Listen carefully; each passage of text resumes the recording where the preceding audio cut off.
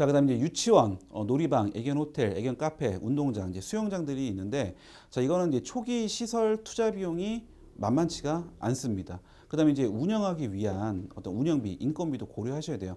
내가 미용하면서 유치원하고, 내가 미용하면서 호텔하고, 내가 미용하면서 뭐 애들 운동장에다가 수영장까지 한다? 이건 말이 안 됩니다. 이해되시나요? 그러니까 여기서 여러분들이 잘 생각을 하셔야 되는 게 뭐냐면, 뭐 제가 배출시킨 제자라든지 아니면 주변 분들 이렇게 보면 거의 이제 나홀로 샵주라고 해서 이제 혼자 이제 미용을 해서 이제 미용 위주로만 하시는 분들이 좀 많이 계세요. 그러니까 나는 이제 사람 쓰는 것도 좀 뭐라 그럴까 좀 힘들고 그냥 나는 신경 쓰는 것도 싫고 나는 이제 혼자 예를 들어서 하는 게 제일 좋아. 이렇게 판단하시는 분들은 그렇게 하시는 게 맞습니다. 근데 나는 이게 사업적으로 이걸 좀 더 크게 확장을 하고 싶어. 아니면 크게 좀 운영을 하고 싶어. 그래서 대신에 그렇게 하기에는 사람도 써야 되는 거니까 당연히 내가 어떤 일을 하려고 그러면 사람을 써야지.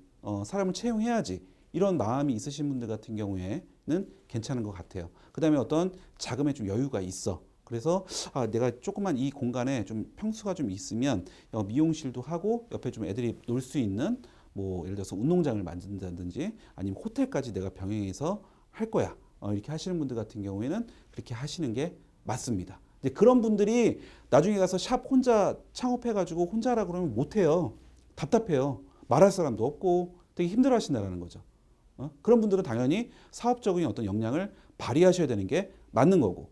만약에 나는 그런 거 싫어. 그냥 머리 아파. 개 많은 것도 싫고 한 마리씩 받아서 난 미용할 거야. 이런 분들은 혼자 가시는 게 맞고. 그러니까 이것도 여러분들의 어떤 그 성격, 그 성향도 파악을 하셔야 된다는 거예요.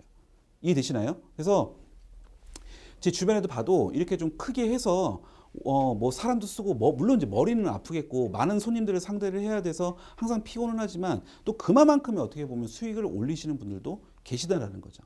이해되시나요? 그래서 어떻게 보면 이제 사업 그 오픈을 할 때 내가 어떻게 사업의 어떤 방향성을 가질지에 대한 것도 뭐 여러분들이 스스로 좀 정리를 좀 하셔야 될 것 같습니다. 아시겠죠? 자, 이제 그런 공간에서 이제 보통 보면 또 추가적으로 또 좋은 게 있어요. 이거는 그 미용 맡긴 후에 이제 기다리거나 이제 애견과 함께 즐길 수 있는 공간을 만들어 이제 추가 이익을 창출할 수가 있습니다. 이제 그 보면 뭐 용품도 팔고 아니면 뭐 기타 뭐 여러 가지 또 이렇게 좀 뭐 사료라든지 이런 것들이 자꾸 눈에 보이니까 그럼 손님들은 가서 가만히 앉아서 기다리나요? 안 그렇다라는 거죠. 가서도 저기 만져보고 그다음에 이제 간식 같은 거 샘플이 있어서 좀 나중에 이제 미용 끝나고 또 먹이면 또 잘 먹으면 또 그거 사갖고 가고 어떤 여러 가지 어떤 부가적인 어떤 그 수익을 올릴 수 있는 부분은 많이 있다라는 거죠.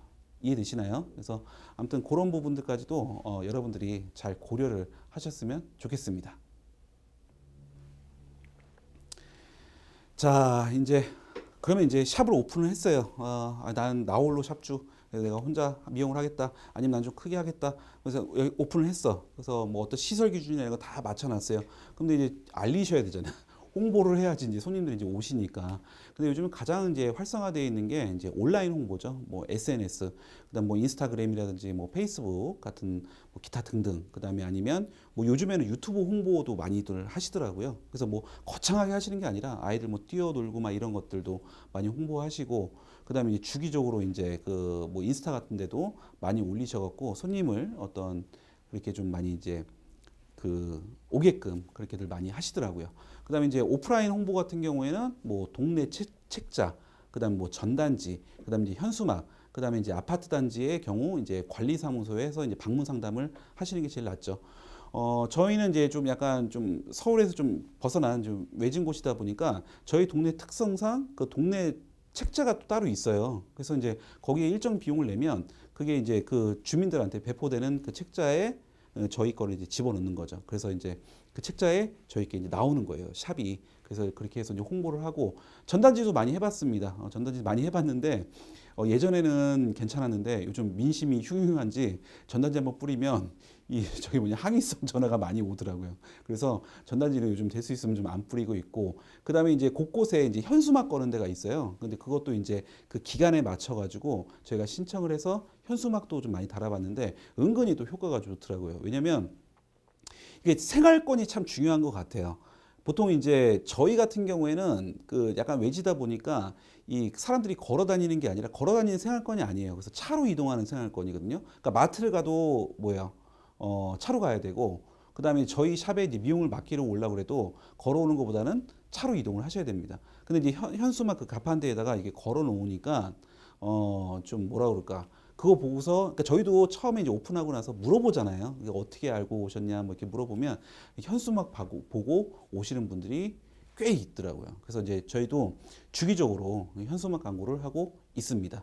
그다음에 이제 저희 그 주변에 이제 아파트 단지가 상당히 많아요. 그래서 저희 원래 처음에는 그 전략적으로 막 전단지도 막 붙이고 했었는데, 원래 불법이잖아요.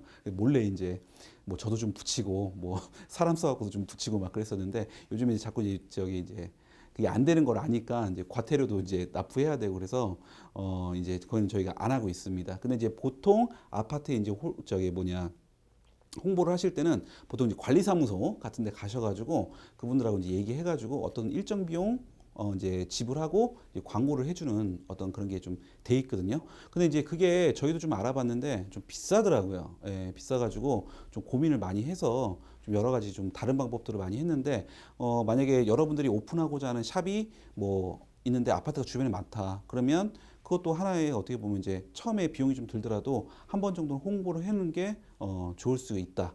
라고 보시면 될 것 같습니다.